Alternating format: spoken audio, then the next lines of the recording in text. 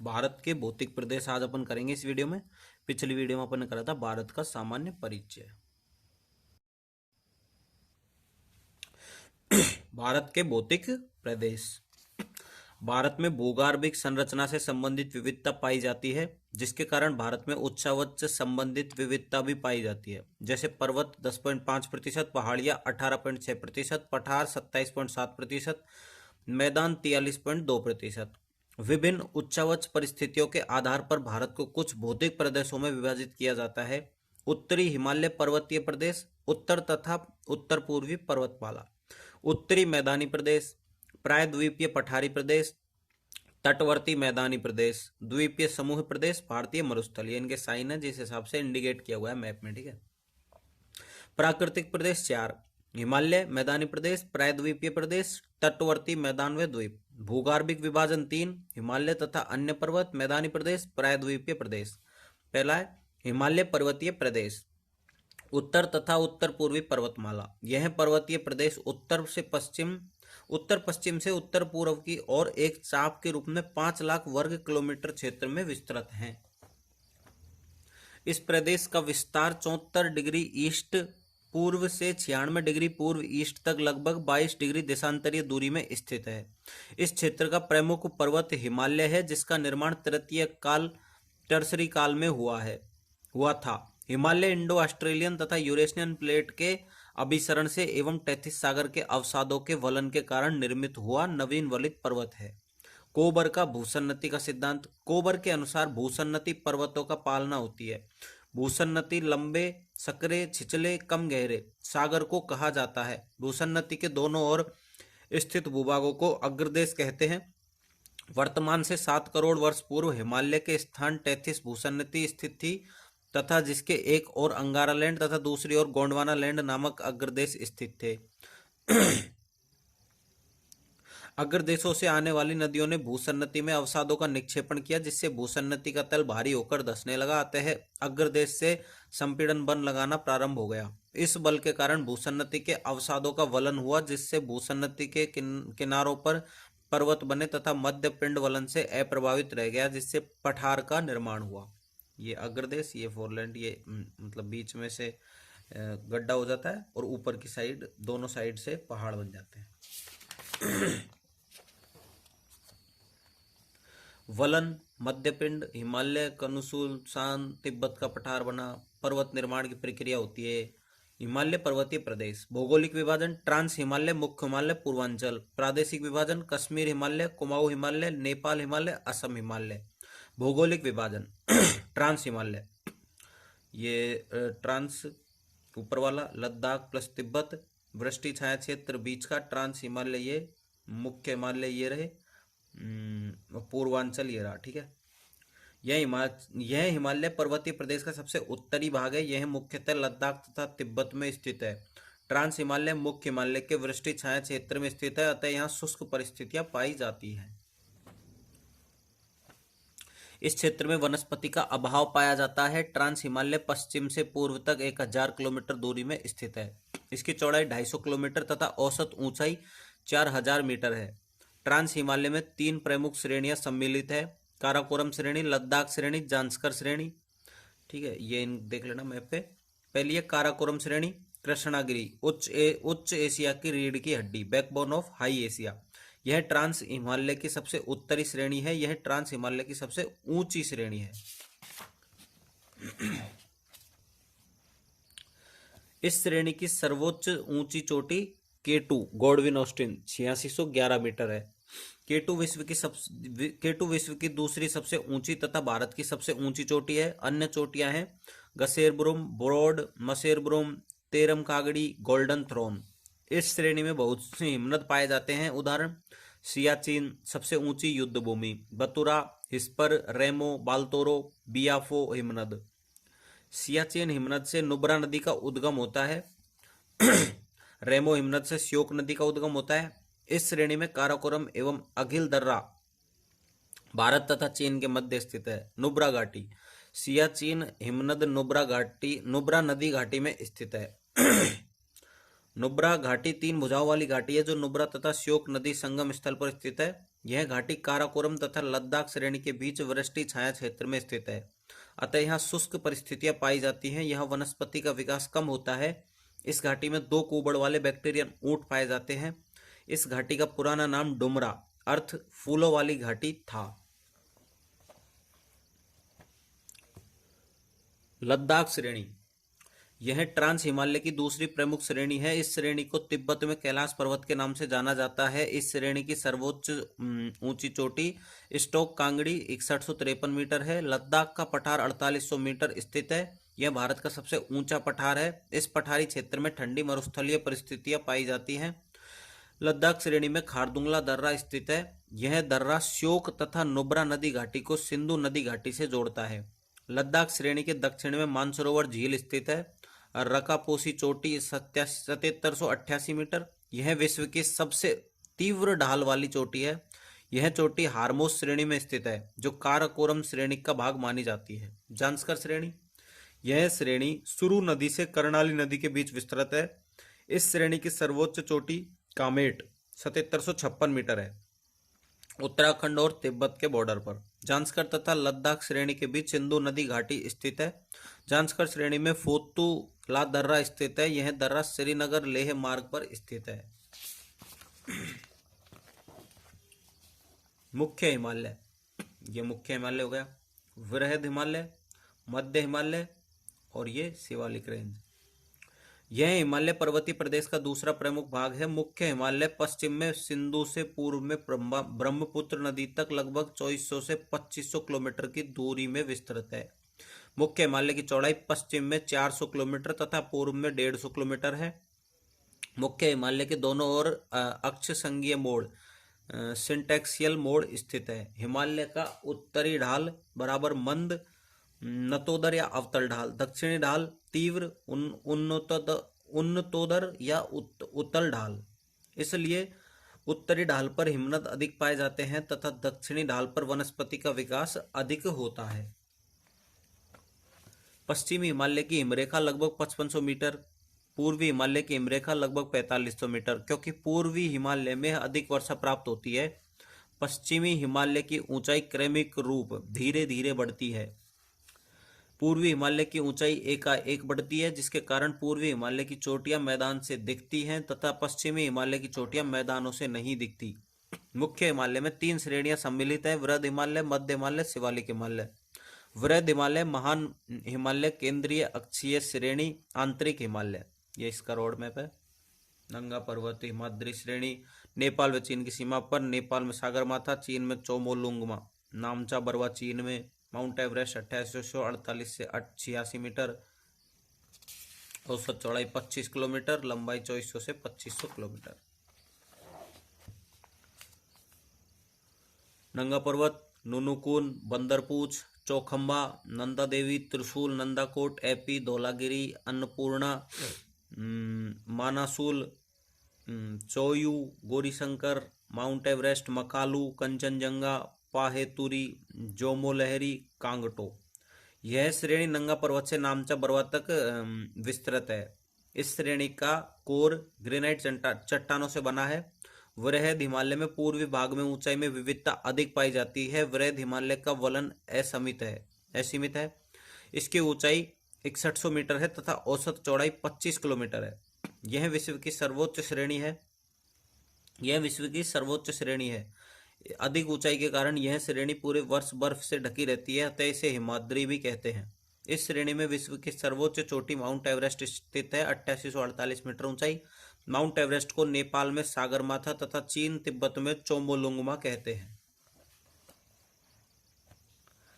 इस श्रेणी में अल्पाइन हिमनद स्थित है, जैसे गंगोत्री, यमुनोत्री, सतोपंथ, पिंडर, मिलान, जेमू सिक्किम में। यह सतत श्रेणी कंटिन्यूअस रेंज है, अतः इसमें बहुत से दर्रे स्थित है जिन्हें उत्तर भारत में ला कहते हैं। इस श्रेणी की प्रमुख चोटियां नंगा पर्वत, नुनुकून, बंदरपूछ, चोखबा, धौलागिरी, अन्नपूर्णा, गौरीशंकर, मकालू, कंचनजंगा। मध्य हिमालय, लघु हिमालय और हिमाचल हिमालय। ये इसका रोड मैप है। झारखंड, हिमाचल प्रदेश, उत्तराखंड, नेपाल, सिक्किम, भूटान, अरुणाचल प्रदेश। 3500 से 4500 मीटर इसकी ये जिसका ग्रीष्म ऋतु, शीतोष्ण कटिबंधीय घास के मैदान, जम्मू कश्मीर में मर्ग, बुग्याल उत्तराखंड, पयाला उत्तराखंड। ऋतु प्रवास, ठीक है। इस श्रेणी की ऊंचाई 3700 से 4500 मीटर है, ये रही। चौड़ाई 50 से 80 किलोमीटर है। इस श्रेणी के विभिन्न प्रादेशिक नाम है: पीर पंजाल जम्मू कश्मीर, धौलाधर हिमाचल प्रदेश।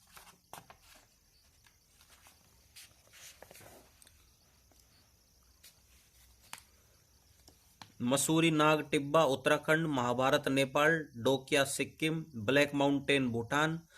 वृहद हिमालय तथा मध्य हिमालय के बीच कश्मीर घाटी, कुल्लू घाटी, कांगड़ा घाटी, काठमांडू घाटी स्थित है।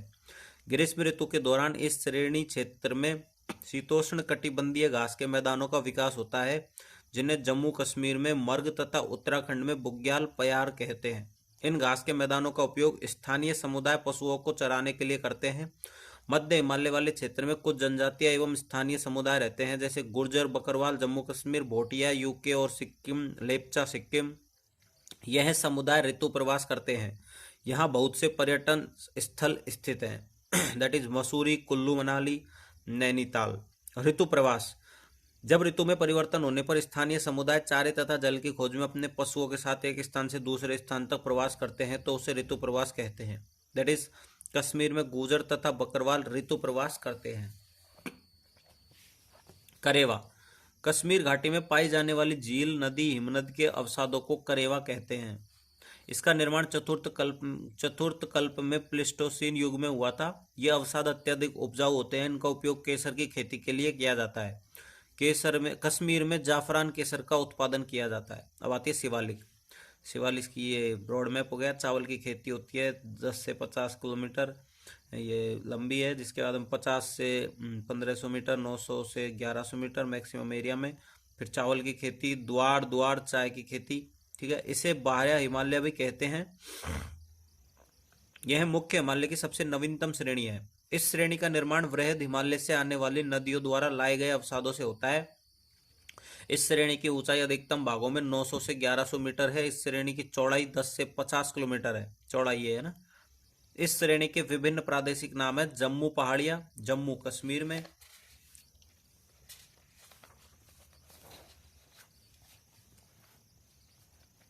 दुधवा तथा दांग उत्तराखंड में, चोड़िया घाट नेपाल में, दाफला, मिरी, ओबर, अबोर, मिसमी अरुणाचल प्रदेश में। दून या द्वार: शिवालिक तथा मध्य हिमालय के बीच अनुदैर्ध्य एंड लंबवत घाटियां स्थित हैं, जिन्हें पश्चिमी हिमालय में दून तथा पूर्वी हिमालय में द्वार या दुआर कहते हैं। जैसे चंडीगढ़, कालका दून हरियाणा, नालागढ़ दून हिमाचल प्रदेश, देहरादून, हरिके दून, कोटा दून, पाटली दून, कोटली दून। यूके में देहरादून सबसे बड़ा दून है। अनुदैर्ध्य घाटी समानांतर, दैट इज दून, द्वार, अनुप्रस्थ। दून का उपयोग चावल की खेती के लिए किया जाता है तथा द्वार का उपयोग चाय की खेती के लिए किया जाता है। चोस ये चो उबड़ खाबड़ मैदान, ये मैदान। चो शिवालिक: मानसून के दौरान पंजाब हिमाचल प्रदेश में शिवालिक पर्वतीय क्षेत्र में अस्थायी धाराओं का निर्माण होता है, जिन्हें स्थानीय भाषा में चोस कहते हैं। चोस के कारण शिवालिक श्रेणी का अत्यधिक अपरदन हो जाता है। द्वार ये रोड मैप है। द्वार का शाब्दिक अर्थ दरवाजा या मार्ग होता है। इन्हें भूटान का प्रवेश द्वार कहते हैं। द्वार शिवालिक पर्वत के दक्षिण में और ब्रह्मपुत्र नदी के उत्तर में स्थित है। द्वार का विस्तार पश्चिम से पूर्व तक 350 किलोमीटर में स्थित है तथा इसकी चौड़ाई 30 किलोमीटर है। यह मुख्यतः पश्चिम बंगाल और असम में स्थित जलोढ़ मैदान है। यह तीस्ता नदी से घनसिरी नदी तक स्थित है।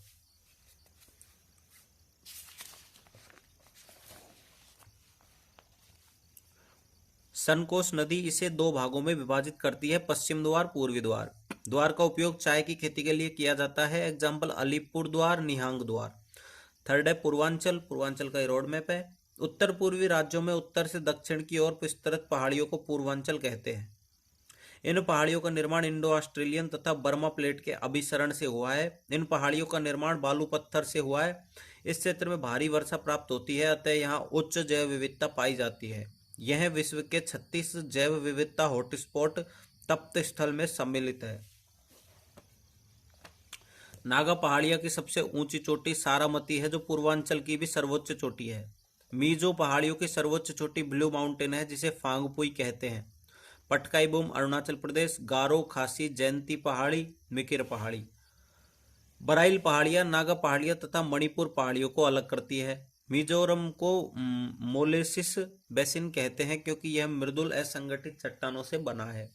प्रादेशिक विभाजन। हिमालय का प्रादेशिक विभाजन। सिडनी बुरार्ड। हिमालय का प्रादेशिक विभाजन सिडनी बुरार्ड ने दिया है। यह वर्गीकरण नदियों के आधार पर दिया है।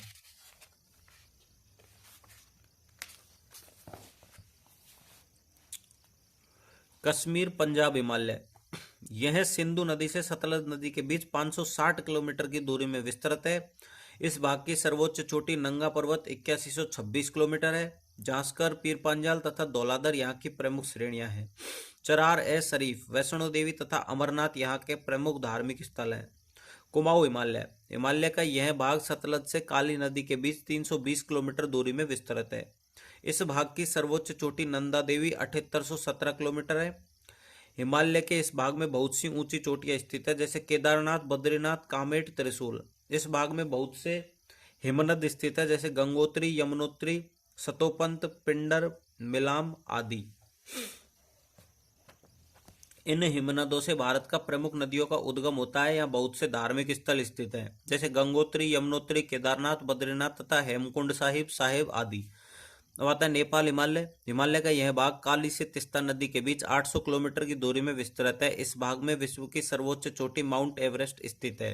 इस भाग के अन्य प्रमुख चोटियां हैं कंचनजंगा 8598 किलोमीटर, मकालू, धौलागिरी, अन्नपूर्णा। इस भाग में हिमालय की चौड़ाई कम हो जाती है।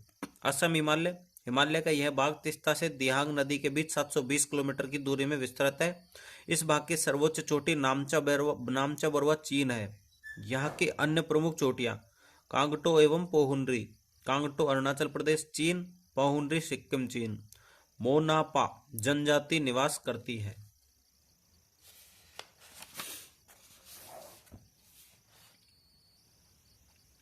इस भाग में हिमालय की चौड़ाई अत्यधिक कम हो जाती है। Top 5 peaks of India.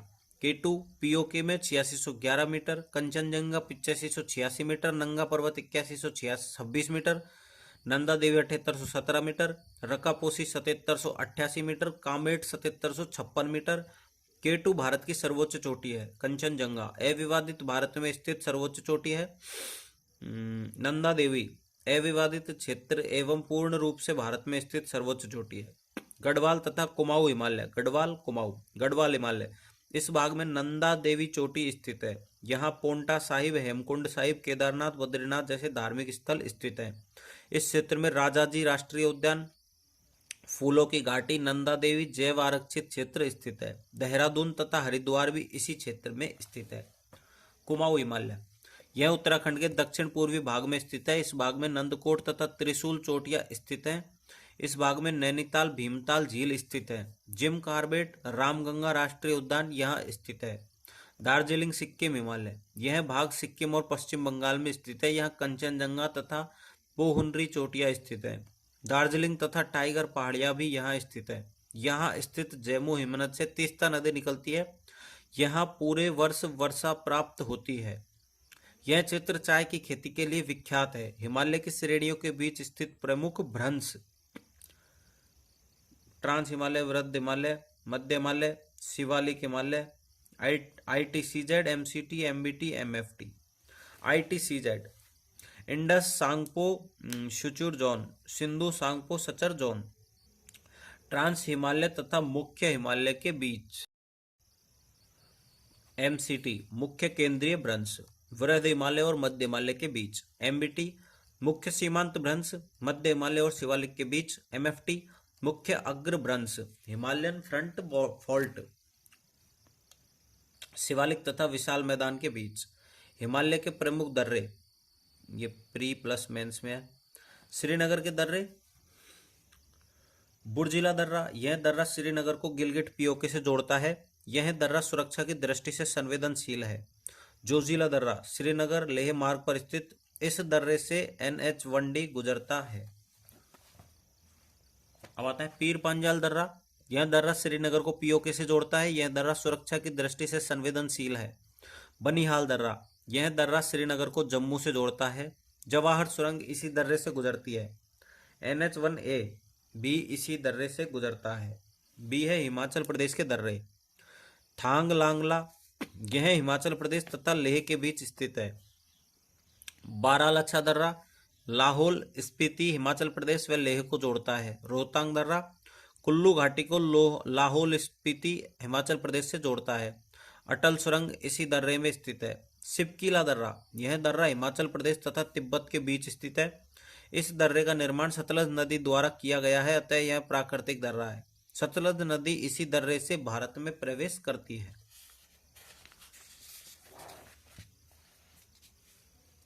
Ladakh के दर्रे चांगला, लेह पेंगोंग त्सो, उमलिंगला, दमचोक, चिसुमले विश्व का सर्वोच्च वाहन गम्य दर्रा। इसमें 52 किलोमीटर लंबी पक्की सड़क है। उत्तराखंड के दर्रे थांगलांगला दर्रा उत्तराखंड को तिब्बत से जोड़ता है। माना नीति दर्रा उत्तराखंड तिब्बत के बीच। लिपुलेख दर्रा उत्तराखंड तिब्बत के बीच। यह दर्रा भारत नेपाल तथा चीन के सीमा क्षेत्र पर स्थित है। इस दर्रे से कैलाश मानसरोवर की यात्रा की जाती है। ट्रेल्स दर्रा नंदा देवी तथा नंदाकोट चोटियों के बीच स्थित। यह दर्रा पिंडारी तथा मिलाम घाटी को जोड़ता है। उत्तर पूर्व के दर्रे नाथुला दर्रा, यह दर्रा सिक्किम को तिब्बत से जोड़ता है। इस दर्रे से प्राचीन रेशम मार्ग गुजरता था। आजकल इस दर्रे के माध्यम से कैलाश मानसरोवर की यात्रा की जाती है। यह दर्रा सुरक्षा की दृष्टि से महत्वपूर्ण है। जलीपला, यह दर्रा सिक्किम को तिब्बत से जोड़ता है। बोमडिला अरुणाचल प्रदेश को चीन से जोड़ता है। तवांग घाटी यांग्याप अरुणाचल प्रदेश चीन के बीच स्थित। ब्रह्मपुत्र नदी इसी दर्रे से भारत में प्रवेश करती है। सेला दर्रा तवांग गुवाहाटी। दिफू दर्रा अरुणाचल प्रदेश म्यांमार तथा चीन के सीमा क्षेत्र पर स्थित। पांगसांग दर्रा पांगसांड पंगसो दर्रा अरुणाचल प्रदेश म्यांमार सीमा क्षेत्र पर स्थित। तुजू दर्रा मणिपुर म्यांमार सीमा क्षेत्र पर स्थित।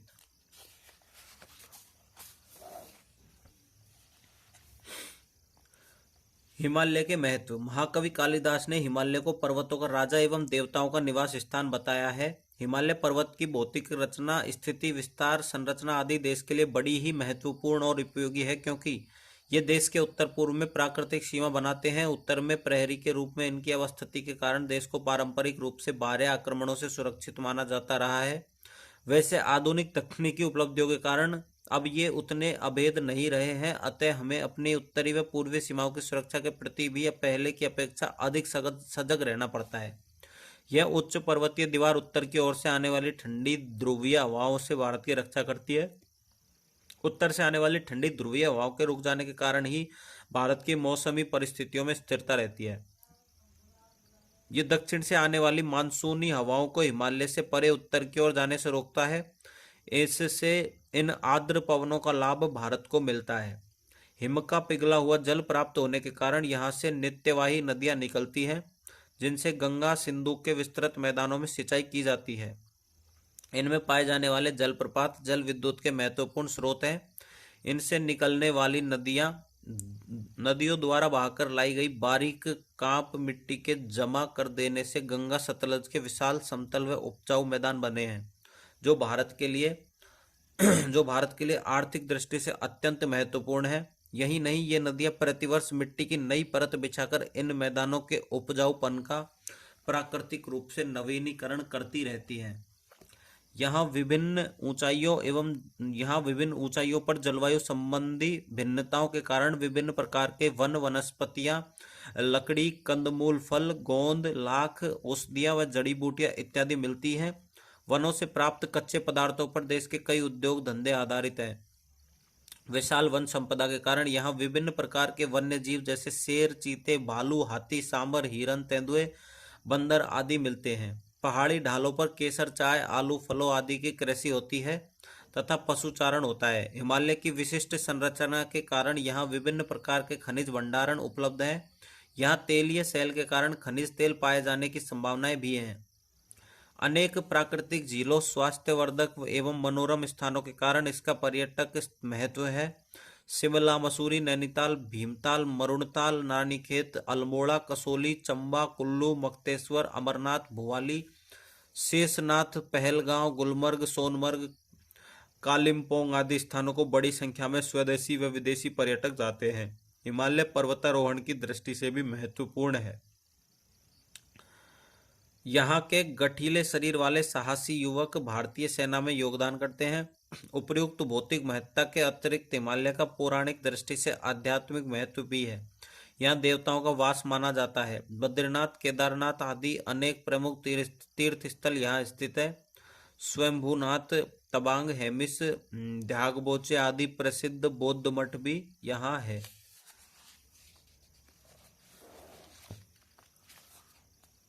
अब आता है उत्तरी मैदानी प्रदेश। विश्व का सबसे बड़ा जलोढ़ मैदान, नवीनतम भौतिक प्रदेश। इस प्रदेश का निर्माण नदियों द्वारा जमा किए गए अवसादों से हुआ है। यह विश्व का सबसे बड़ा जलोढ़ मैदान है। यह भारत का नवीनतम भौतिक प्रदेश है, जिसका निर्माण चतुर्थ कल्प के प्लीस्टोसीन युग में हुआ था। यह प्रदेश 7 लाख वर्ग किलोमीटर में क्षेत्र में विस्तृत है। इस मैदानी प्रदेश की चौड़ाई 240 से 320 किलोमीटर, 1500 से 300 एनसीआरटी है। पूर्व से पश्चिम लंबाई 3300 किलोमीटर है। इस मैदानी प्रदेश का ढाल मंद है तथा इसकी ऊंचाई 185 मीटर है समुद्र तल से। इस मैदानी क्षेत्र में जलोढ़ अवसादों का निक्षेपण 2000 मीटर की गहराई तक पाया जाता है। यह मैदानी प्रदेश अत्यधिक उपजाऊ है। इसका उपयोग कृषि एवं मानव निवास के लिए किया जाता है। भारत की अधिकतम जनसंख्या इसी प्रदेश में पाई जाती है। इस मैदानी क्षेत्र को 4 भागों में बांटा गया है। राजस्थान का मैदान, सतलज का मैदान, गंगा का मैदान, ब्रह्मपुत्र का मैदान। राजस्थान का मैदान मरुस्थलीय प्रदेश, शुष्क तथा अर्ध शुष्क परिस्थितियां। ढाल उत्तर पूर्व से दक्षिण पश्चिम की ओर, लवणीय झीलें तथा लूणी नदी। वर्षा के आधार पर इस मैदान को 2 भागों में बांटा जाता है। राजस्थान बांगर, अरावली व 25 सेंटीमीटर समवर्षा रेखा के मध्य 25 से 50 सेंटीमीटर वर्षा। यहाँ अर्ध शुष्क परिस्थितियां पाई जाती हैं। मरुस्थली 25 सेंटीमीटर समवर्षा रेखा व रेड क्लिफ रेखा के मध्य 25 सेंटीमीटर से कम वर्षा। यहाँ मरुस्थलीय परिस्थितियां पाई जाती हैं। दूसरा, सतलज का मैदान। यह मैदान मुख्यतः पंजाब हरियाणा में स्थित है। इस मैदान का निर्माण रावी, व्यास तथा सतलज नदियों द्वारा होता है। इस मैदान का ढाल उत्तर पूर्व से दक्षिण पश्चिम की ओर है। इस मैदान में नदियों के बीच दोआब पाए जाते हैं। बारी दोआब रावी तथा व्यास नदी के बीच, बिस्त दोआब व्यास तथा सतलज नदी के बीच, सतलज तथा घग्गर नदी के बीच मालवा का मैदान, घग्गर तथा यमुना नदी के बीच हरियाणा भिवानी बांगर स्थित है। इस मैदान में सर्वाधिक उत्पादकता पाई जाती है। रचना दोआब रावी तथा चेनाब के बीच, छाछ दोआब चिनाब तथा झेलम के बीच, सिंध सागर दोआब चिनाब तथा सिंधु नदी के बीच। चो पंजाब में शिवालिक के पदेन क्षेत्र में अस्थायी धाराओं द्वारा बने खड्ड अपरदित क्षेत्र को इस मैदानी भाग को चो कहते हैं। होशियारपुर में बहुत से इस प्रकार के मैदान या चो पाए जाते हैं। गंगा के मैदान। यह मैदान मुख्यतः यूपी, बिहार तथा पश्चिम बंगाल में विस्तृत है। इस मैदान का ढाल उत्तर पश्चिम से दक्षिण पूर्व की ओर है, नॉर्थ वेस्ट से साउथ वेस्ट। सर्वाधिक उत्पादन इसी मैदान में पाया जाता है। सर्वाधिक जनसंख्या निवास भी इसी क्षेत्र में पाया जाता है। इस मैदानी क्षेत्र के विभिन्न प्रादेशिक नाम है। पश्चिम यूपी में रोहिलखंड, पूर्वी भाग लखनऊ के पास अवध, बिहार में गंगा नदी के उत्तर में मिथिला, बिहार में गंगा नदी के दक्षिण में मगध, कोसी तथा महानंदा के बीच बरिंद, दामोदर तथा स्वर्ण रेखा नदी के बीच रार का मैदान। चौथा है ब्रह्मपुत्र का मैदान, अरुणाचल प्रदेश प्लस असम। यह मैदान मुख्यतः असम में स्थित है। यह मैदान धुबरी से सादिया तक 650 किलोमीटर की दूरी में विस्तृत है। इस मैदान की चौड़ाई 100 किलोमीटर है। इस सकरे मैदान का ढाल नॉर्थ ईस्ट से साउथ वेस्ट, उत्तर पूर्व से दक्षिण पश्चिम की ओर है। इस मैदानी क्षेत्र में चावल तथा पटसन जूट की खेती होती है। ब्रह्मपुत्र नदी के बीच में मिट्टी के जमाव के कारण कई द्वीपों का निर्माण हुआ है। एग्जाम्पल, माजुली द्वीप असम विश्व का सबसे बड़ा नदी द्वीप है। संरचना के आधार पर मैदानों के प्रकार।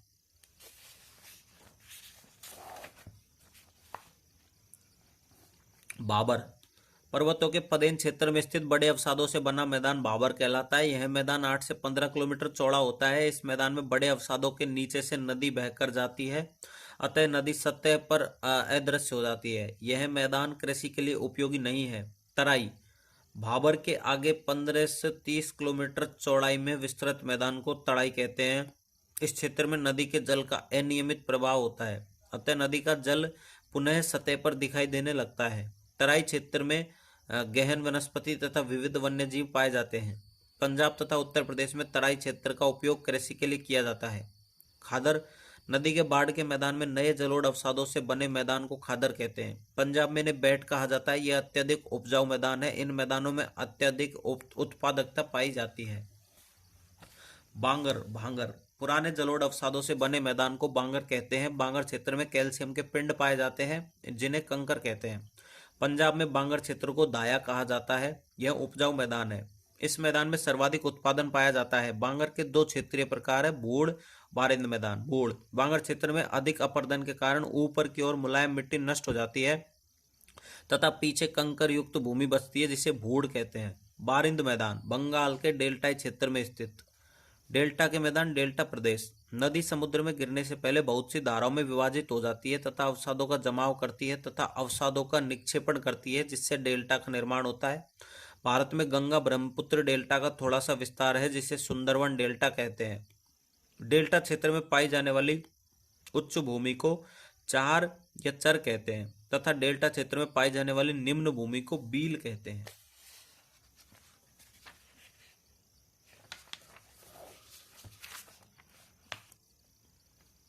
उच्च ज्वार के समय बील क्षेत्र जलमग्न हो जाता है।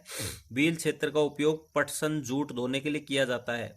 चर क्षेत्र में मानव बस्तियां पाई जाती है। क्वेश्चन है मैदानों का महत्व, आरबीएससी 11th क्लास का। उत्तरी मैदानों का महत्व। यह मैदान कांप मिट्टी से बना है, अतः यह अत्यंत उपजाऊ मैदान है। प्रतिवर्ष बाढ़ द्वारा मिट्टी की नई परत बिछा जाने से मिट्टी की उर्वरता का प्राकृतिक रूप से नवीनीकरण होता जाता है। इस मैदान में नदियों का जाल सा बिछा रहता है। इसका उपयोग सिंचाई, जल परिवहन, जल विद्युत उत्पादनों तथा उद्योगों में किया जाता है। यह सघन जनसंख्या वाला भौगोलिक क्षेत्र है। समृद्ध मृदा आवरण, पर्याप्त पानी की उपलब्धता एवं अनुकूल जलवायु के कारण कृषि की दृष्टि से यह भारत का अत्यधिक उत्पादन क्षेत्र है। यह मैदान पूर्वी भाग में गन्ना, चाय व चावल तथा पश्चिमी भाग में गेहूं, कपास आदि का प्रमुख उत्पादक क्षेत्र है। यहाँ देश की लगभग 45% जनसंख्या निवास करती है। भारत के अधिकांश बड़े नगर, व्यापारिक व औद्योगिक केंद्र इसी मैदानी क्षेत्र में स्थित हैं। समतल होने के कारण यहाँ सभी प्रकार के आवागमन के साधन सुलभ है। प्रायद्वीपीय पठारी प्रदेश यह भारत का सबसे पुराना तथा बड़ा भौतिक प्रदेश है। यहाँ गोंडवाना लैंड का भाग है। यह पुराना एवं स्थिर शील्ड क्षेत्र है। यह भारत का सबसे खनिज संपन्न क्षेत्र है। नदियों के मैदान से 150 मीटर ऊंचाई से ऊपर उठा हुआ है। यह प्रदेश 16 लाख वर्ग किलोमीटर क्षेत्र में विस्तृत है। इस प्रदेश की ऊंचाई 600 से 900 मीटर है। इस प्रदेश में पर्वत, पहाड़ियां, पठार, खंड पर्वत, भ्रंश घाटी, टोर, टेकरी हिल्स, पर्वत स्कंद, नम्न चट्टानी संरचना, क्वार्टजाइट डाइक, भित्तियां आदि सम्मिलित हैं। पर्वत या पठार। मेवाड़ पठार, मध्य भारत का पठार, बुंदेलखंड पठार, मालवा पठार, मध्यवर्ती उच्च प्रदेश भूमि, बघेलखंड पठार, छोटा नागपुर पठार, दंडकारण्य पठार, मेघालय पठार, करबी आंगलोंग पठार, दक्कन का पठार।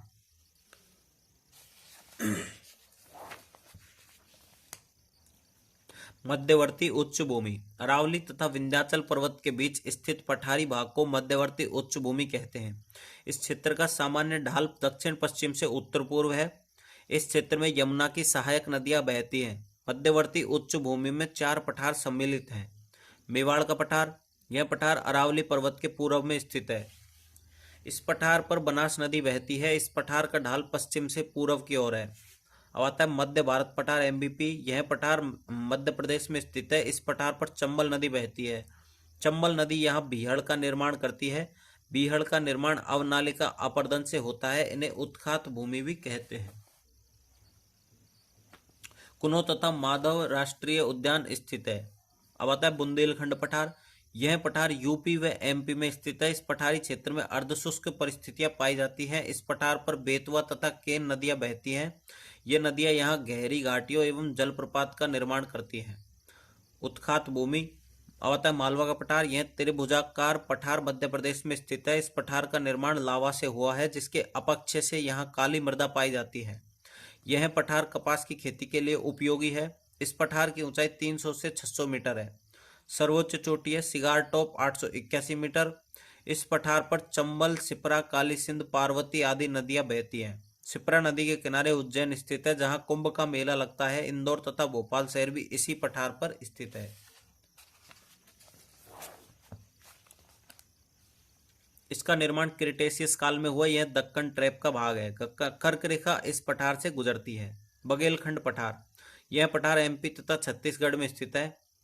इस पठारी क्षेत्र में विंध्याचल व सतपुड़ा श्रेणियां आकर मिलती है। यह पठार सोन तथा महानदी के अपवाह तंत्र को अलग करता है। अब आता है छोटा नागपुर पठार। यह पठार मुख्यतः झारखंड तथा निकटवर्ती राज्यों बिहार, छत्तीसगढ़, ओडिशा, बंगाल में स्थित है। यह पठार भारत का सर्वाधिक खनिज संपन्न पठार है। इस पठार पर लौह अयस्क, मैंगनीज आदि के भंडार पाए जाते हैं।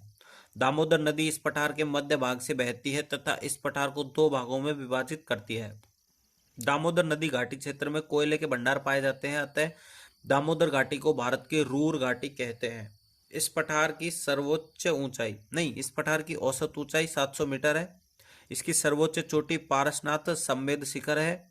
पारसनाथ जैन समुदाय तथा जनजातीय लोगों के लिए धार्मिक महत्व रखता है।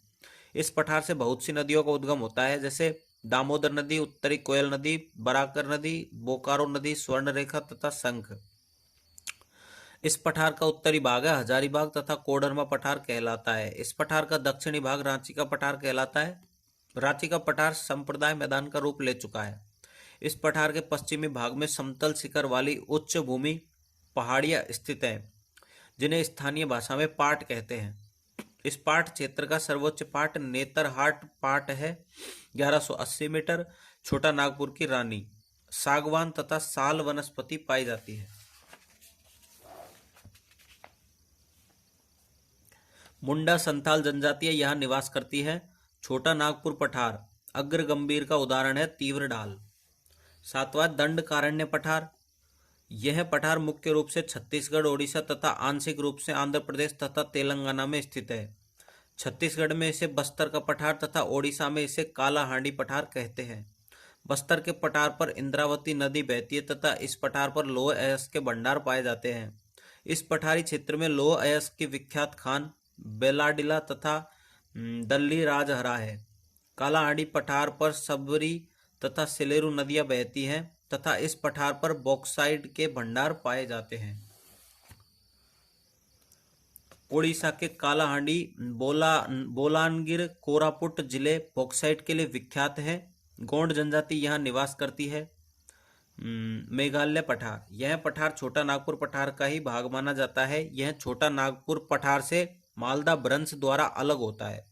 इसे राजमहल गारो गैप भी कहते हैं। इस पठार पर गारो, खासी, जैंतिया पहाड़ियां स्थित हैं। इस पठार पर लौह अयस्क, कोयले, लिग्नाइट तथा यूरेनियम, सिलीमेनाइट, चूना पत्थर के भंडार पाए जाते हैं। गारो पहाड़ियों की सर्वोच्च चोटी नोकरेक है, जो एक जैव आरक्षित क्षेत्र है। खासी पहाड़ियों की सर्वोच्च चोटी शिलांग है। यह मेघालय पठार की भी सर्वोच्च चोटी है। खासी पहाड़ियों में मोसिनराम तथा चेरापूंजी स्थित है। विश्व का सर्वाधिक औसत वर्षा वाला स्थान मोसिनराम।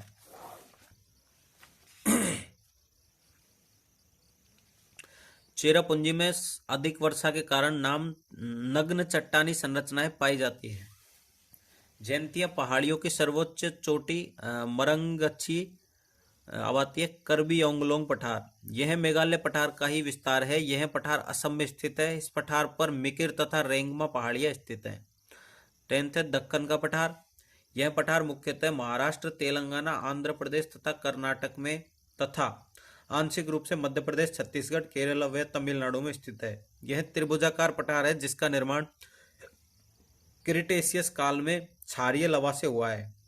लावा के अपक्षय से यहाँ काली मृदा का निर्माण होता है, अतः इस क्षेत्र में कपास की खेती की जाती है। इस पठार की औसत ऊंचाई 600 मीटर है। इस पठार की सर्वोच्च चोटी डोली गुट्टा है जो छत्तीसगढ़ व तेलंगाना में स्थित है। इस पठार का सामान्य ढाल पश्चिम से पूर्व की ओर है। इस पठार को 3 प्रादेशिक भागों में बांटा जाता है। महाराष्ट्र का पठार, इस पठार पर कृष्णा तथा गोदावरी नदियां बहती हैं। इस पठार पर काली मृदा अधिक पाई जाती है, स्थानीय भाषा में रेगर। अतः इस क्षेत्र में कपास की खेती अधिक की जाती है। बी है तेलंगाना आंध्रा पठार। इस पठार पर कृष्णा, गोदावरी तथा पेनेरू नदियां बहती हैं। कृष्णा नदी इस पठार को विभाजित करती है। इसका उत्तरी भाग तेलंगाना पठार कहलाता है तथा इसका दक्षिणी भाग रायलसीमा पठार कहलाता है तथा इसका पूर्वी भाग सीमांध्रा कहलाता है। रायलसीमा पठार पर पेन्नेरू नदी बहती है। अब आता है कर्नाटक का पठार। इस पठार की 600 मीटर की समुच्च रेखा 2 भागों में विभाजित करती है। इसका उत्तरी भाग बेंगलुरु का पठार कहलाता है तथा इसका दक्षिणी भाग मैसूर का पठार कहलाता है। बेंगलुरु के पठार पर तुंगभद्रा नदी बहती है तथा मैसूर के पठार पर कावेरी नदी बहती है। इस पठार के पश्चिमी पहाड़ी भाग को मलनाद कहते हैं तथा इसके पूर्वी समतल भाग को मैदान कहते हैं। मलनाद, कर्नाटक में पश्चिमी घाट को मलनाद कहा जाता है जिसका शाब्दिक अर्थ है पहाड़ियों की भूमि होता है। यह कर्नाटक के पठार के पश्चिम में स्थित भाग है। कर्नाटक के पठार को उत्तरी मैदान तथा दक्षिणी मैदान में वर्गीकृत किया जाता है। मलनाद क्षेत्र की ऊंचाई 900 से 1500 मीटर है। यहाँ की कुछ प्रमुख चोटियां निम्नलिखित हैं: मुलियानागिरी, कुद्रेमुख, कलहट्टागिरी। मलनाद पश्चिमी घाट, लैंडोफिल्स स्थिति पश्चिमी कर्नाटक, ऊंचा तथा तीव्र ढाल वाला क्षेत्र, भारी वर्षा +200 सेंटीमीटर, लेटेराइट मृदा, चाय व कॉफी, उष्णकटिबंधीय सदाबहार वनस्पति। मैदान ढलुआ पठार व मैदान, पूर्वी कर्नाटक, कम ऊंचाई तथा मंद ढाल का मैदान, कम वर्षा, वृष्टि छाया क्षेत्र, काली मृदा व लाल मृदा, चावल, ज्वार, गन्ना, उष्णकटिबंधीय पतझड़ वनस्पति। प्रायद्वीपीय प्रदेश के पर्वत एवं पठार: अरावली, काठियावाड़ पहाड़ियां, विंध्याचल, सतपुड़ा, पश्चिमी घाट, पूर्वी घाट, नीलगिरी पर्वत। अरावली राजस्थान भूगोल: पालनपुर गुजरात से दिल्ली की रायसीना पहाड़ियों तक 692 किलोमीटर, अधिकतम विस्तार राजस्थान में 550 किलोमीटर, औसत ऊंचाई 930 मीटर, सर्वोच्च चोटी गुरु शिखर 1722 मीटर। प्राचीन वलित पर्वत, प्री कैम्ब्रियन काल में निर्मित अवशिष्ट पर्वत से। खनिज संपन्न, सीसा, जस्ता, चांदी, लोह, अयस्क, तांबा। यह पर्वत श्रेणी भारत के महान जल विभाजक का भाग है। 2 क्षेत्रों के नदियों के अपवाह तंत्र को विभाजित या अलग करने वाली उच्च भूमि को महान जल विभाजक कहते हैं। काठियावाड़ पहाड़ियां: इन पहाड़ियों में गिर, गिरनार, बरदा तथा मांडव पहाड़ियां सम्मिलित हैं। इन पहाड़ियों की सर्वोच्च चोटी गोरखनाथ है। इस पहाड़ी क्षेत्र में गिर राष्ट्रीय उद्यान स्थित है जो एशियाई शेर के लिए विख्यात है। इस पहाड़ी क्षेत्र में जैन तीर्थ स्थल भी स्थित है। विंध्याचल पर्वत: यह श्रेणी दक्षिण पश्चिम से उत्तर पूर्व की ओर 1050 किलोमीटर की दूरी में विस्तृत है। यह श्रेणी गुजरात, मध्य प्रदेश, बिहार, यूपी, आंशिक छत्तीसगढ़ में है। यह चूना पत्थर से निर्मित खंड पर्वत है। यह पर्वत उत्तर भारत तथा दक्षिण भारत को अलग करता है। यह पर्वत श्रेणी नर्मदा ब्रह्मस घाटी के उत्तर में स्थित है। इस श्रेणी की सर्वोच्च चोटी सद्भावना चोटी है, 752 मीटर, गुडविल पीक, अन्य नाम कालूमर चोटी। इस श्रेणी में विंध्याचल, भारनेर, कैमूर पहाड़ियां सम्मिलित हैं। इस श्रेणी में कुछ पठार भी सम्मिलित हैं। भंडेर पठार, रेवा पठार, पन्ना पठार, रोहतास पठार है। इस श्रेणी से बहुत सी नदियों का उद्गम होता है जैसे चंबल, केन, बेतवा आदि। यह श्रेणी महान जल विभाजक का भाग है। इस श्रेणी में इमारती पत्थर पाए जाते हैं। इस श्रेणी में पन्ना नामक स्थान स्थित है जो हीरे के भंडार के लिए विख्यात है। सतपुड़ा श्रेणी: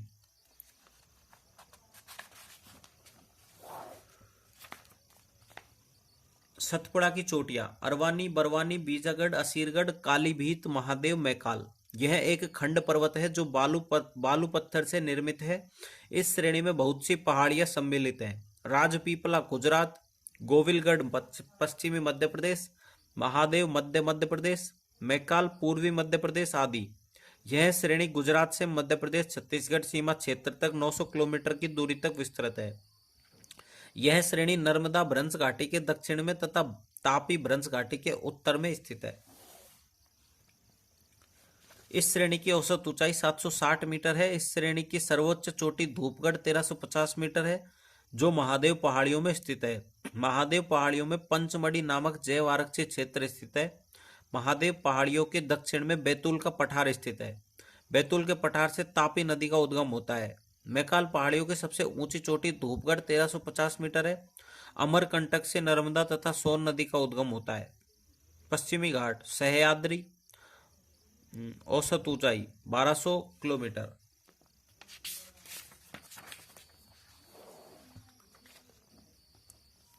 यह पर्वत तापी घाटी से कन्याकुमारी तक 1600 किलोमीटर की दूरी में 6 राज्यों में विस्तृत है। गुजरात, महाराष्ट्र, गोवा, कर्नाटक, तमिलनाडु, केरल। यह एक भ्रंश कगार खंड पर्वत है। औसत ऊंचाई 1200 मीटर। सर्वोच्च चोटी अन्नाईमुड़ी 2695 मीटर। इसका पश्चिमी ढाल तीव्र तथा पूर्वी ढाल मंद है। दक्षिणी पश्चिमी मानसून पवनों द्वारा पश्चिमी घाट के पश्चिमी ढाल पर भारी वर्षा प्राप्त होती है।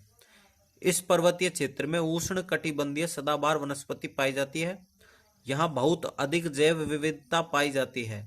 पश्चिमी घाट विश्व के 36 जैव विविधता हॉटस्पॉट में से एक है। इस श्रेणी को विभिन्न प्रादेशिक नाम से जाना जाता है। सह्याद्री महाराष्ट्र, अन्नामलाई केरल, नीलगिरी कर्नाटक, मलनाद, कार्डमम केरल। यह सतत श्रेणी है तथा इसमें बहुत से दर्रे पाए जाते हैं। पश्चिमी घाट से दक्षिणी भारत की प्रमुख नदियों का उद्गम होता है। पश्चिमी घाट को सह्याद्री भी कहते हैं। पश्चिमी घाट को 3 प्रादेशिक भागों में विभाजित किया जाता है। उत्तरी सह्याद्री गुजरात प्लस महाराष्ट्र। पश्चिमी घाट का यह भाग तापी घाटी से 16 डिग्री नॉर्थ उत्तरी अक्षांश के मध्य स्थित है। यह भाग मुख्यतः महाराष्ट्र तथा आंशिक रूप से गुजरात में स्थित है। इस भाग की सर्वोच्च चोटी कलसुबाई है। कलसुबाई चोटी क्षेत्र से गोदावरी नदी का उद्गम होता है। इस भाग की दूसरी सर्वोच्च चोटी सलेहर है। महाबलेश्वर यहाँ की अन्य प्रमुख चोटी है। महाबलेश्वर से कृष्णा नदी का उद्गम होता है। इस भाग में 2 प्रमुख दर्रे स्थित हैं। थालघाट मुंबई से नासिक NH3, भोरघाट मुंबई से पुणे NH4। सेकंड है मध्य सह्याद्री गोवा प्लस कर्नाटक। पश्चिमी घाट का यह भाग 16 डिग्री नॉर्थ उत्तरी अक्षांश से नीलगिरी पहाड़ियों के मध्य स्थित है। यह भाग मुख्यतः गोवा तथा कर्नाटक में स्थित है। इस भाग की सर्वोच्च चोटी कुद्रेमुख है। कुद्रेमुख लौह अयस्क के भंडार के लिए विख्यात है। इसी भाग में बाबा बूदन पहाड़ियां स्थित हैं। यह पहाड़ियां कॉफी की खेती के लिए विख्यात हैं। दक्षिणी सह्याद्री केरल प्लस तमिलनाडु।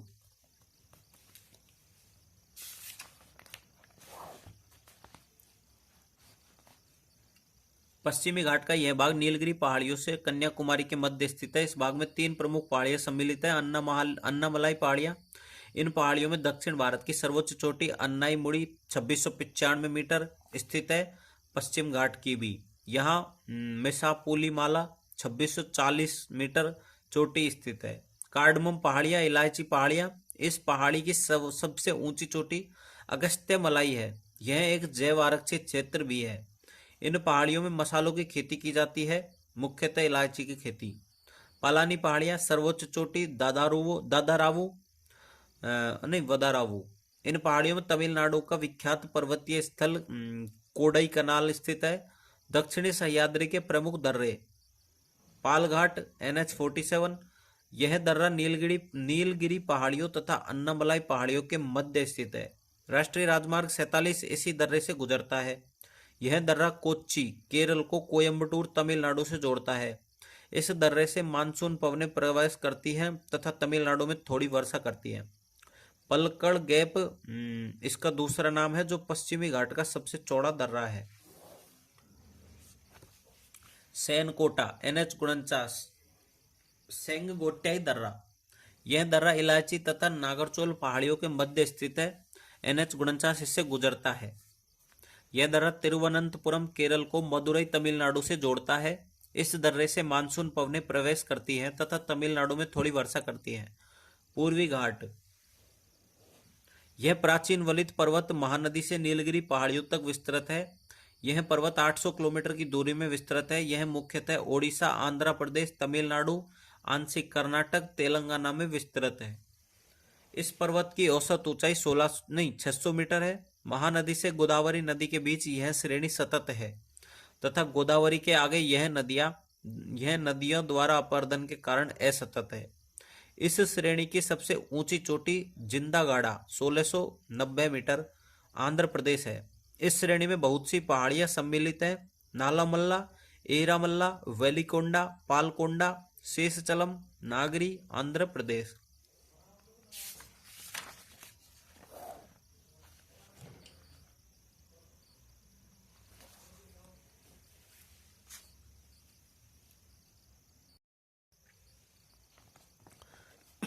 एरीमाला, नल्लामाला, वेलिकोंडा, पालकोंडा, नगारी, शेषचलम ये अपने हो ही गए। तमिलनाडु जवादी, शिवरॉय, पंचमलाई, तिरुमलाई, शेषचलम पहाड़ियां एक जैव आरक्षित क्षेत्र है तथा ये लाल चंदन के वृक्ष के लिए विख्यात है। इस श्रेणी में उष्ण कटिबंधीय आर्द्र पतझड़ वनस्पति पाई जाती है। इस श्रेणी से कुछ नदियों का उद्गम होता है, जैसे वैतरणी, बुढ़ाबलांग, रूनसीकुला, वमसाधरा, पालर, नागवाती, चंपावती। पूर्वी घाट की दक्षिणतम पहाड़ियों से सम्मिलित है सिरुमलाई, अलाघर, करनथामलाई, सिमलीपाल मेंसिफ उच्च भूमि। पूर्वी घाट का उत्तरी विस्तार माना जाता है। पूर्वी घाट की ऊंचाई दक्षिण से उत्तर की ओर बढ़ती है। बिलिगिरी रंगा पहाड़ियां तथा मलाई महादेवेश्वर पहाड़ियां कर्नाटक से स्थित है। इस पहाड़ी क्षेत्र में पश्चिमी तथा पूर्वी घाट का पारिस्थितिक आकार मिलता है। अतः ये पहाड़ियां पूर्वी घाट तथा पश्चिमी घाट के बीच एक पारिस्थितिक गलियारे का निर्माण करती है। वाती नीलगिरी पहाड़ियां भारत का प्रथम जैव आरक्षित क्षेत्र 1986 ईस्वी। वर्षा ज्यादा, जैव विविधता भी ज्यादा। ये पहाड़ियां कर्नाटक, केरल, तमिलनाडु के सीमा क्षेत्र पर स्थित है। यह खंड पर्वत है जहां पश्चिमी घाट तथा पूर्वी घाट पहाड़ियां आकर मिलती है। इन पहाड़ियों की सर्वोच्च चोटी है डोटा बेटा 2637 मीटर। यह दक्षिण भारत की दूसरी सबसे ऊंची चोटी है। अन्य चोटी कोलारी बेट्टा, नीलगिरी पहाड़ियों में उच्च जैव विविधता पाई जाती है। भारत का पहला जैव आरक्षित क्षेत्र इसी को घोषित किया गया था। इन पहाड़ियों में विख्यात पर्वतीय स्थल ऊटी स्थित है। इन पहाड़ियों में चाय की रोपण कृषि की जाती है। इन पहाड़ियों में टोडा जनजाति निवास करती है जो भैंस पालन के लिए विख्यात है।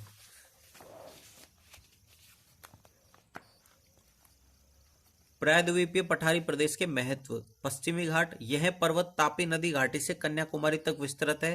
यह एक भ्रंश कगार है। यह सतत पर्वत श्रेणी है जिसे दर्रों के माध्यम से पार किया जाता है। इस श्रेणी की औसत ऊंचाई 1200 किलोमीटर है। इसकी सर्वोच्च चोटी अनाईमुड़ी है 2695 किलोमीटर। दक्षिण पश्चिम मानसून पवनों की दिशा में स्थित होने के कारण यहाँ भारी वर्षा होती है। यहाँ सदाबहार वनस्पति पाई जाती है। यहाँ उच्च जैव विविधता पाई जाती है तथा यह विश्व के 36 जैव विविधता तप्त स्थलों में सम्मिलित है। हॉटस्पॉट। दक्षिण भारत की प्रमुख नदियों का उद्गम। पूर्वी घाट, यह पर्वत महानदी से नीलगिरी पहाड़ियों तक विस्तृत है। यह एक प्राचीन वलित पर्वत है। यह असतत श्रेणी है। इसकी औसत ऊंचाई 600 मीटर। इसकी सर्वोच्च चोटी अरामाकोंडा 1680 मीटर है। कम ऊंचाई एवं दक्षिण पश्चिम मानसून पवनों की दिशा में न होने के कारण यहाँ कम वर्षा प्राप्त होती है। यहाँ उष्ण कटिबंधीय पतझड़ वनस्पति पाई जाती है। यहाँ जैव विविधता कम पाई जाती है। नदियां इस पर्वत को अपरदित करती हैं। तटवर्धित मैदानी प्रदेश, यह प्रदेश कच्छ से स्वर्णरेखा नदी तक 6000 किलोमीटर की दूरी में विस्तृत है। इस मैदानी क्षेत्र का निर्माण नदियों द्वारा लाए गए अवसादों से हुआ है। इस मैदान को दो भागों में विभाजित किया जाता है, पश्चिमी तटवर्ती मैदान, पूर्वी तटवर्ती मैदान। पश्चिमी तटवर्ती मैदान, यह मैदान कच्छ से कन्याकुमारी के मध्य स्थित है। इस क्षेत्र में नदियां नदमुख का निर्माण करती हैं, अतः इस मैदान की चौड़ाई कम पाई जाती है। इस मैदान की चौड़ाई 50 से 100 किलोमीटर है। इसकी औसत चौड़ाई 64 किलोमीटर है। यह निमज्जन तट का उदाहरण है। यह तट कटा फटा है, अतः यहाँ बंदरगाह निर्माण के लिए अनुकूल परिस्थितियां पाई जाती हैं। इस मैदान को बहुत से प्रादेशिक भागों में बांटा गया है। कच्छ का मैदान, काठियावाड़ का मैदान, गुजरात का मैदान, कोंकण का मैदान, कन्नड़ का मैदान, मालाबार का मैदान। कच्छ का मैदान, इस मैदान का निर्माण सिंधु नदी द्वारा लाए गए अवसादों से होता है। यह चौड़े एवं समतल मैदान होते हैं। इस मैदान की मृदा में उच्च गुणवत्ता पाई जाती है, अतः यह मैदान कृषि के लिए उपयोगी नहीं है। यहाँ नमक का उत्पादन किया जाता है। यह क्षेत्र पर्यटन की दृष्टि से महत्वपूर्ण है। यहाँ भारत का सबसे बड़ा जैव आरक्षित क्षेत्र स्थित है। अब आता काठियावाड़ का मैदान। इस मैदान का निर्माण मांडव पहाड़ियों से निकलने वाली नदियों द्वारा होता है। यह संकरे मैदान है तथा यह कृषि के लिए उपयोगी है। दूसरा है गुजरात के मैदान। यह मैदान दक्षिणी गुजरात में स्थित है। इन मैदानों का निर्माण साबरमती, माही, नर्मदा, तापी नदियों द्वारा होता है। ये चौड़े और समतल मैदान है जो कृषि के लिए उपयोगी है। यहाँ गुजरात के प्रमुख शहर सूरत, भरूच आदि स्थित है। कोंकण के मैदान। यह मैदान मुख्यतः गोवा प्लस महाराष्ट्र में स्थित है। यह सकड़ा, पथरीला तथा ऊबड़ खाबड़ मैदानी क्षेत्र है। इस मैदान में आम, काजू तथा नारियल की खेती की जाती है। यहाँ होने वाली मानसून पूर्व वर्षा को आम्र वर्षा कहते हैं। एनसीईआरटी के अनुसार आम्र वर्षा कर्नाटक में होती है। कन्नड़ का मैदान, कर्नाटक में स्थित यह सकड़े मैदान है।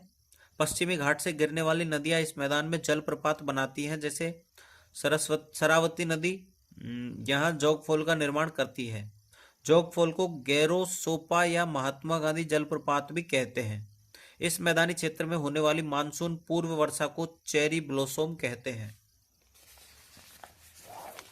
यह वर्षा कॉफी की खेती के लिए लाभदायक होती है। एनसीईआरटी के अनुसार चेरी ब्लॉसम केरल में होती है। मालाबार का मैदान, मालाबार तट। यह मैदान मुख्यतः केरल में स्थित है। यह चौड़ा मैदान है जहां समुद्र तल से नीचे चावल की खेती की जाती है। मालाबार तट के पास बहुत सी लैगून झीलें स्थित हैं, जिन्हें स्थानीय भाषा में केयाल पश्चजल कहते हैं, जैसे वेम्बानाड़ झील, पुन्नामादा केयाल, अष्टामुड़ी झील। वेम्बनाड झील को पुन्नामादा केयाल या कोच्चि झील भी कहते हैं। यह भारत की सबसे लंबी झील है तथा केरल की सबसे बड़ी झील है। इसी झील में हर वर्ष नेहरू ट्रॉफी वल्लम काली नामक नौका दौड़ होती है। क्वेश्चन, वेम्बनाड अष्टामुड़ी झील 50 वर्ड में, ये मेंस में आ सकता है, ठीक है। सेकंड, पूर्वी तटवर्ती मैदान। यह मैदान स्वर्ण रेखा नदी से कन्याकुमारी तक विस्तृत है। इस क्षेत्र में नदियां डेल्टा का निर्माण करती हैं, अतः ये मैदान चौड़े हैं। यहाँ की प्रमुख नदियां महानदी, गोदावरी, कृष्णा तथा कावेरी है। इस मैदान की चौड़ाई 100 से 150 किलोमीटर या उससे अधिक पाई जाती है। ये चौड़े एवं समतल मैदान है। यह उन्मज्जन तट का उदाहरण है। इस तटवर्ती क्षेत्र में बंदरगाह निर्माण के लिए अनुकूल परिस्थितियां नहीं पाई जाती हैं। इस मैदान को नदियों के आधार पर दो भागों में बांटा जाता है। नदियों के आधार पर दो भाग, पहला उत्तरी सरकार, दूसरा कोरोमंडल तट। उत्तरी सरकार, यह भाग स्वर्णरेखा नदी से कृष्णा नदी के बीच स्थित है। यह मुख्यतः ओडिशा तथा आंध्र प्रदेश में स्थित है।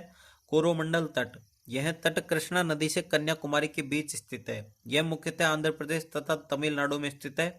प्रादेशिक आधार पर इस मैदान को 3 भागों में बांटा जाता है: उत्कल का मैदान, आंध्रा का मैदान, तमिलनाडु का मैदान। उत्कल का मैदान, यह मैदान मुख्यतः ओडिशा में स्थित है। इसे 6 नदियों का उपहार कहते हैं: स्वर्णरेखा, बुढ़ाबलाग, वैतरणी, ब्राह्मणी, महानदी, रूसीकुल्या। इस तटवर्ती मैदान का निर्माण महानदी द्वारा हुआ है। इस तटवर्ती क्षेत्र के पास चिल्का नामक झील, जो भारत की सबसे बड़ी लैगून झील है, चिल्का नूनखार झील या ना ज्यादा खारी ना कम खारी। इस तटवर्ती क्षेत्र में महानदी के मुहाने के पास व्हीलर द्वीप स्थित है। इस द्वीपीय क्षेत्र में भारत का मिसाइल परीक्षण केंद्र स्थित है। इस तट के ऊपरी भाग में चांदीपुर तट स्थित है, जहां निम्न ज्वार के समय जल बहुत अधिक पीछे हट जाता है। इसी तटवर्ती क्षेत्र में बालासोर स्थित है, जो मिसाइल नगरी के नाम से जाना जाता है। यहाँ पाराद्वीप बंदरगाह स्थित है। वैतरणी ब्राह्मणी के डेल्टा क्षेत्र में भितरकनिका मैंग्रोव स्थित है, जहां ओलिव रिडले कछुए को संरक्षण प्रदान किया जाता है। आंध्रा का मैदान, इस मैदान का निर्माण गोदावरी तथा कृष्णा नदियों द्वारा होता है। इन नदियों के डेल्टा क्षेत्र में कोलेरू नामक मीठे पानी की झील स्थित है। इस तटवर्ती क्षेत्र के दक्षिण भाग के पास पुलिकट नामक लैगून झील स्थित है।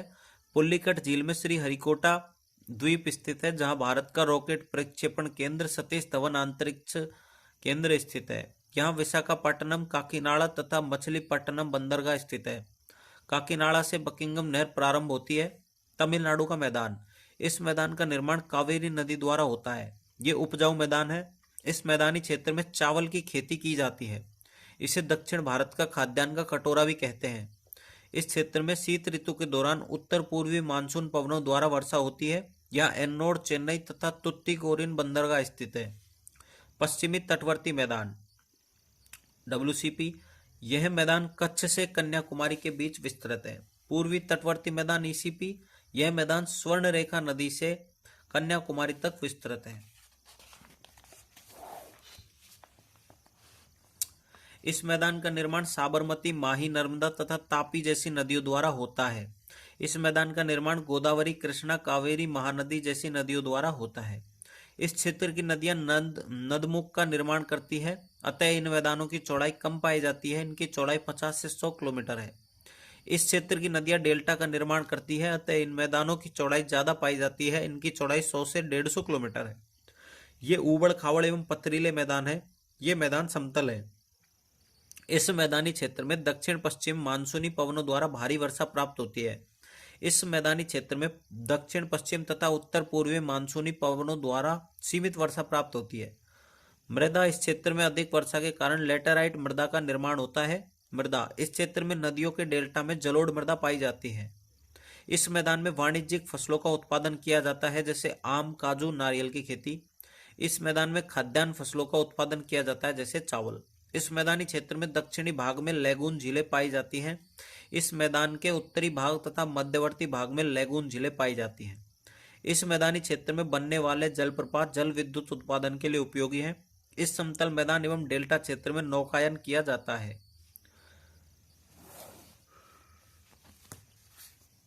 क्वेश्चन, तटवर्ती मैदानी प्रदेशों के महत्व। द्वीपीय समूह प्रदेश, द्वीप, तटीय द्वीप, दूरस्थ द्वीप। तटीय द्वीप, काम्पीय द्वीप, पथरीले द्वीप, पूर्वी तट के पास, पश्चिमी तट के पास। दूरस्थ द्वीप, ज्वालामुखी पर्वतीय द्वीप, प्रवाल द्वीप, अंडमान निकोबार द्वीप और लक्षद्वीप। तटीय द्वीप, काम्पीय द्वीप, निर्माण नदियों द्वारा लाए गए जलोढ़ अवसादों से हुआ है। यह द्वीप मुख्यतः पूर्वी तट के पास पाए जाते हैं, जैसे हुगली नदी के मुहाने पर सागर द्वीप, महानदी ब्रह्मणी के डेल्टा के पास शॉर्ट द्वीप, भारत तथा श्रीलंका के बीच आदम सेतु, राम सेतु, रामेश्वर का पंबन द्वीप, मन्नार की खाड़ी में स्थित अंडा कोटा क्रोकोडाइल द्वीप स्थित है। भारत में राम सेतु का प्रारंभिक बिंदु है अस्चिल मुनाई है। पथरीले द्वीप, यह द्वीप पश्चिमी तट के पास पाए जाते हैं। काठियावाड़ प्रायद्वीप के पास पीरम तथा भैंसला द्वीप स्थित है। मुंबई के पास हेनरे, केनरे, बुचर, एलिफेंटा, पिजन द्वीप स्थित है। दूरस्थ द्वीप, ज्वालामुखी पर्वतीय द्वीप, पहला अंडमान निकोबार द्वीप समूह है, अन्य नाम है मरकत एमराल्ड द्वीप। यह 836 ज्वालामुखी द्वीपों का समूह है। इन द्वीपों का निर्माण इंडो ऑस्ट्रेलियन तथा बर्मा प्लेट के अभिसरण से हुआ है। इसे अराकन योमा पर्वत का ही विस्तार माना जाता है। इस द्वीपीय क्षेत्र में उष्ण सदाबहार वनस्पति पाई जाती है। यहाँ उच्च जैव विविधता भी पाई जाती है। यह विश्व के 36 जैव विविधता तप्त स्थलों में सम्मिलित है। इस द्वीपीय क्षेत्र में बहुत सी जनजातियां निवास करती हैं। JOANSS, जरावा, ओंग, अंडमानी, सेंटेनलिस, निकोबारी, सैम्पेन। उत्तरी अंडमान सैंडल चोटी, मध्य अंडमान डियोवोली चोटी, दक्षिणी अंडमान पोर्ट ब्लेयर, कोयाब चोटी, लिटिल अंडमान डक्कर पैसेज। ये नारकोंडम निष्क्रिय, बैरन सक्रिय, रिची द्वीप समूह है, लैब्रिस द्वीप समूह है। कोरल द्वीप, प्रवाल द्वीप, लक्षद्वीप, यह 33 प्रवाल द्वीपों का एक समूह है। यह द्वीप समूह 32 वर्ग किलोमीटर क्षेत्र में विस्तृत है।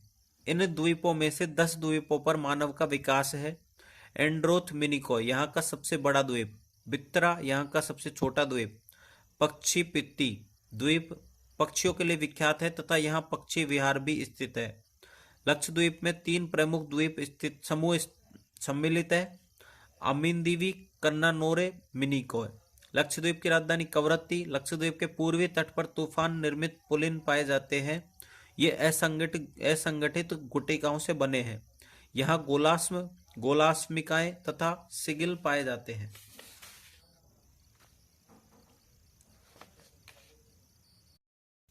तो अपना बहुत बड़ा टॉपिक था भारत के भौतिक प्रदेश, जो कि कंप्लीट हो चुका है। नेक्स्ट वीडियो में अपन करेंगे मानसून।